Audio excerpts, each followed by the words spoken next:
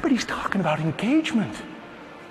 Do you think when my dad got his first job, they were talking about employee engagement? It was the Depression. When most of us got our first jobs, do you think anybody came by and said, "Are you happy here? Are you enjoying it?" Nobody cared. But today, engagement is so crucial. The trouble is hanging on to that engagement, because the biggest fear we have is this thing called disengagement. And according to all the polls, Harris, Gallup, whatever, over half our workforce is either not engaged or they're actively disengaged. Some of us think, well, not in my brand. Yeah, in your brand. Maybe they're disengaged people and you don't even know about it.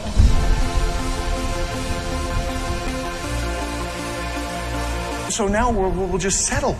We'll just reach up and we'll settle for engagement. If we could just get engagement. And I'm saying there has to be more.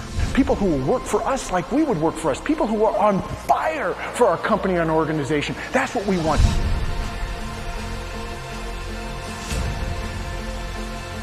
So the reality is, we know what we want from them.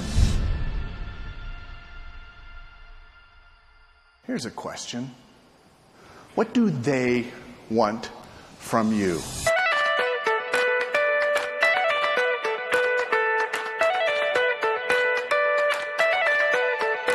When we came into the workplace, most of us, we traded time for money. And that was good enough. Well, let me tell you something. This new generation sees things a little bit differently.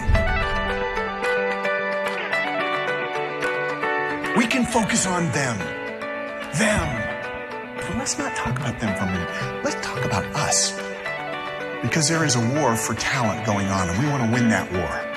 And that means we have to be a better us.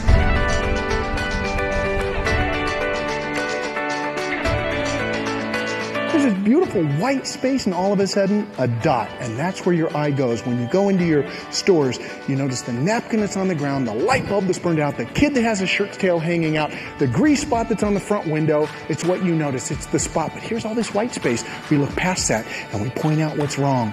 That determines everything about your culture. So you can't just notice what's wrong. You got to acknowledge what's right.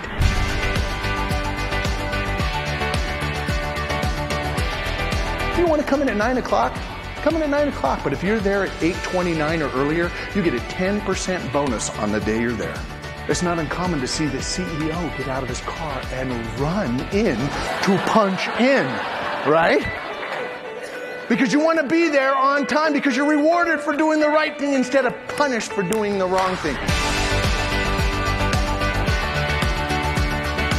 This is sacrilege to most of you baby boomers in here, because we grew up believing the customer is number one. The customer is king, and the customer is always right. The customer isn't number one. The customer isn't king, and the customer isn't always right. In our business, our people are number one.